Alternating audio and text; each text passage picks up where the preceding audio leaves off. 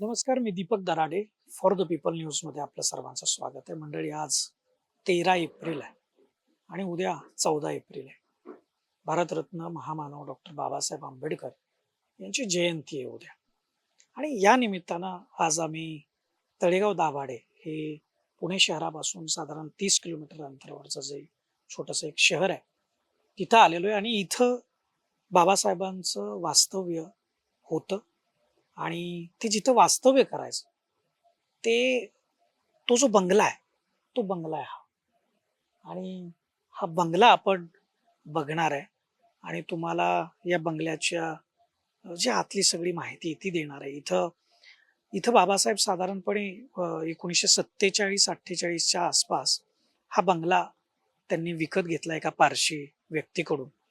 आणि इथं त्यांनी जमीनही घेतली होती इतर. आणि इथं त्यांना एक विद्यापीठ, एक शैक्षणिक संस्था सुरू करायची होती. परंतु बाबासाहेबांचं ते स्वप्न पूर्ण होऊ शकलं नाही दुर्दैवानं. परंतु या ठिकाणच्या वास्तव्यामध्ये साधारण 1948 ते 1956 या कालावधीमध्ये ते इथं वास्तव्याला होते. त्यांनी इथे एक ग्रंथ सुद्धा लिहिला आणि संविधान लिहिण्याचं काही काम सुद्धा या ठिकाणी केलेलं. अनेक आठवणी बाबासाहेबांच्या या बंगल्याशी संबंधित आहेत आणि त्या पण आपण जाणून घेणार आहे. तुम्ही माझ्यासोबत या आणि आपण हा बंगला बघूयात. वयाच्या शेवटच्या टप्प्यात भारतरत्न डॉक्टर बाबासाहेब आंबेडकरांनी तळेगाव दाभाडे या ठिकाणी एक बंगला विकत घेतला. एका पारशी गृहस्थाकडून बाबासाहेबांनी हा बंगला विकत घेतला होता. बाबासाहेबांनी वापरलेलं कपाट, त्यांचा टेबल या दोन वस्तू आजही इथं सुस्थितीत ठेवल्या आणि त्यासोबत त्यांच्या आठवणी देखील इथं कायम आहेत. पुणे आणि लोणावळ्याच्या मधोमध असलेल्या तळेगाव दाभाडेमध्ये बाबासाहेबांनी नुसतं घर घेतलं नव्हतं, तर त्यावेळी 41 एकर जमीन घेतल्याचे पुरावे देखील सापडले. काही ठिकाणी तर तळेगाव दाभाडेमध्ये बाबासाहेबांची 87 एकर जमीन होती, असा देखील उल्लेख आढळतो. बाबासाहेबांना इथं शैक्षणिक संस्था सुरू करायची होती, विद्यापीठ सुरू करायचं होतं. मात्र त्यांच्या अकाली निधनामुळं त्यांचं हे स्वप्न अपूर्ण राहिलं. बाबासाहेबांच्या निधनानंतर मात्र त्यांच्या वारसदारांमध्ये संपत्ती वाटपावरून झालेल्या मतभेदांमुळं तळेगाव दाभाडे येथील जमिनीचा वाद सरकार दरबारी पोहोचला आणि त्यानंतर बाबासाहेबांची इथली जमीन आणि हा बंगला देखील विकला गेला. मात्र प्रशासकीय लढा देऊन बाबासाहेबांचं वास्तव्य राहिलेला हा बंगला पुन्हा परत मिळवण्यामध्ये यश आलंय. बाबासाहेबांनी ही जी वास्तू आहे, बंगला आहे, तो 1947 ला घेतला होता आणि बंगल्यासहित 41 एकर जागा घेतली होती. बाबासाहेबांचा हेतू हा होता, की या ठिकाणी विद्यापीठ निर्माण करायचं होतं. परंतु बाबासाहेबांना त्यांच्या त्या कामाच्या व्यस्ततेमुळे तेवढा वेळ मिळाला नाही. नुकतंच स्वातंत्र्य मिळालं होतं, संविधानाचं काम होतं आणि अनेक त्यांची कामं ही व्यस्तता असल्यामुळे बाबासाहेबांना ते विद्यापीठ स्थापन करता नाही आलं. परंतु बाबासाहेब या वास्तूमध्ये 1947 नंतर जाऊन येऊन या ठिकाणी थांबलेले आहे. त्यांच्या पत्नी माईसाहेब आणि बाबासाहेब या ठिकाणी विश्रांतीसाठी यायचे, चिंतनासाठी यायचे, इथं काही अभ्यास करायचे आणि जाणकार म्हणतात की या ठिकाणी बाबासाहेबांनी संविधानाचं काही कामही केलेलं आहे. म्हणून आम्ही या वास्तूला संविधान भूमी असं नाव दिलेलं आहे. बाबासाहेब त्यांचा जो हेतू होता विद्यापीठ स्थापनेचा तो पूर्ण नाही झाला.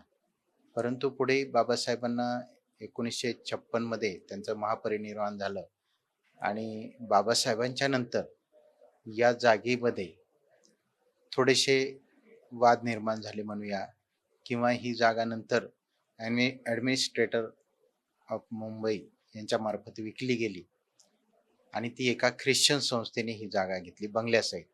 एक ख्रिश्चन व्यक्ती होते, त्यांनी हा बंगला घेतला आणि एक ख्रिश्चन मिशनरी होती, त्यांनी बाबासाहेबांची 41 एकर जागा घेतली. ती विकली गेल्यानंतर बाबासाहेबांची वास्तू अशीच राहिली. ज्या व्यक्तीने ती वास्तू घेतली ते स्वतः या ठिकाणी कधीतरी आले गेले, परंतु या ठिकाणी ते राहिले नाही आणि ते एक वॉचमन होते. अशा पद्धतीने ही वास्तू ॲज इट इज राहिली आणि पुढे इथले स्थानिक जे लोक होते त्यांना बाबासाहेबांची जागा, बाबासाहेबांचा बंगला याविषयी माहिती होतं. परंतु हे मिळवण्यासाठी विशेष प्रयत्न झाले नाही. ही जी जागा आणि बंगला आहे 1960 मध्ये विकला गेला आणि त्याच्यानंतर थोडं हळू विस्मरणात गेला. मग आमच्या ॲडव्होकेट रंजनाताई भोसले या स्थानिक आहेत. त्यांच्या आजी-आजोबांकडून त्यांना थोडीशी माहिती मिळालेली होती. बाबासाहेबांचा बंगला आहे. त्यांना वाटत होतं की हा बंगला मिळवायला पाहिजे. मग ते नगर परिषदेमध्ये नगरसेविका झाल्या आणि 1997 मध्ये नगराध्यक्षही झाल्या. त्यांच्या मनातली जी भावना होती की हा बंगला मिळवायला पाहिजे, त्याला मूर्त रूप येण्यासाठी हे एक कारण झालं. या ठिकाणी एक डॉक्टर लिमये होते. त्यांनी ॲडव्होकेट रंजनाताई भोसले यांना इथं आणून दाखवलं की हा बंगला आहे. ही गोष्ट लक्षात ठेवून त्यांनी थोडं नगरपालिकेतून माहिती घेतली की बाबासाहेबांच्या नोंदी आहेत का बंगल्याच्या. कारण त्यावेळी बंगला आहे, पण त्याची नोंद किंवा त्याला आधार असा काही नव्हता. म्हणून त्या नोंदी सापडल्यानंतर त्यांनी ठरवलं की आपण हा बंगला मिळवूया. आणि तसेच आमचे सचिव किसनजी थुले हे महसूलमध्ये काम करत होते. त्यांनी पण थोडासा धुंडाळा घेतल्यानंतर त्यांना 7/12चे उतारे सापडले आणि मग पक्क झालं की आपण हा बंगला मिळवूया. मग त्याच्यानंतर 2004 मध्ये विश्वरत्न डॉक्टर बाबासाहेब आंबेडकर स्मारक समितीची स्थापना झाली आणि विश्वरत्न डॉक्टर बाबासाहेब आंबेडकर स्मारक समितीच्या माध्यमातून हा बंगला घेण्यासाठी संघर्ष सुरू झाला आणि हा संघर्ष प्रशासनिक लेवलवर झाला आणि हा बंगला 2012 मध्ये सर्वांसाठी खुला झाला. म्हणजे 8 वर्ष स्मारक समितीचा जो संघर्ष होता त्याला यश आलं. बाबासाहेबांचा बंगला सर्वांसाठी प्रेरणादायी आहे. त्यामुळे हे राष्ट्रीय स्मारक व्हावं अशी इच्छा आहे आणि त्यासाठी समितीचा लढा सुरू आहे. हा बंगला नगर परिषदेच्या ताब्यात आहे, म्हणजे शासनाच्या ताब्यात आहे. आमच्या स्मारक समितीची मागणी आहे की बाबा हे राष्ट्रीय स्मारक व्हावं. आता या बंगल्यामध्ये आम्ही विविध उपक्रम राबवतो. याच्यामध्ये बाबासाहेबांचा जो हेतू होता विद्यापीठ स्थापनेचा, तो जरी सफल झाला नाही तरी चांगले विद्यार्थी घडवण्याचा प्रयत्न स्मारक समिती करते. या बंगल्यामध्ये स्पर्धा परीक्षेचे विद्यार्थी 24 तास त्यांच्यासाठी हा बंगला रिकामा असतो. त्यांच्यासाठी जे स्टडी मटेरियल आहे, लागले तर आम्ही पुरवत असतो. टेबल, खुर्च्या आहेत. त्यांनी यायचं आहे, फक्त अभ्यास करायचा आहे आणि त्याच्यातून जवळ-जवळ 35 विद्यार्थी आज राज्यसेवा आणि केंद्र सेवेच्या अ, अ, सेवेमध्ये दाखल झालेले आहेत. काही अधिकारी झालेले आहेत, विविध खात्यामध्ये गेलेले आहेत आणि हे जे विद्यार्थी आहेत ते काही विशिष्ट कॅटेगरीचे नाही. सर्व कॅटेगरीचे पंचक्रोशीतील विद्यार्थी येऊन इथं अभ्यास करतात. हा बंगला साधारण 5.75 गुंठ्यामध्ये आहे आणि या बंगल्याचं आता व्यवस्थित मजबूतीकरण झालेलं आहे. काही शासकीय निधी पण मिळालेला आहे. सार्वजनिक बांधकाम खात्यामार्फत याचं डागडुजीचं आणि मजबूतीकरणाचं काम झालेलं आहे.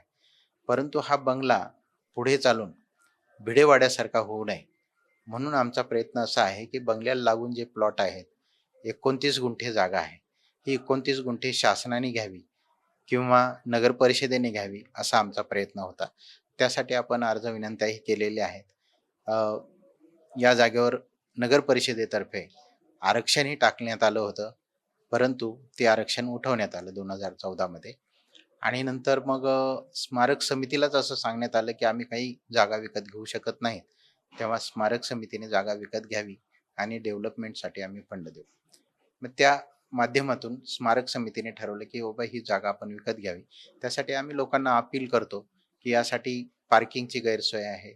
जर लोक आले तर त्यांना वॉशरूम, टॉयलेट याची गैरसोय आहे. निवासाची गैरसोय आहे. आपले धम्मप्रचारक किंवा भंते वगैरे आले तर त्यांना थांबण्यासाठीची गैरसोय आहे. या सगळ्या अडचणी सोडवण्यासाठी जर ही मोकळी जागा जर आपल्या स्मारकाला जोडून, बाबासाहेबांच्या बंगल्याला जोडून घेतली, तर भविष्यामध्ये हे एक ऐतिहासिक वास्तू होईल आणि प्रेरणास्थानही होईल.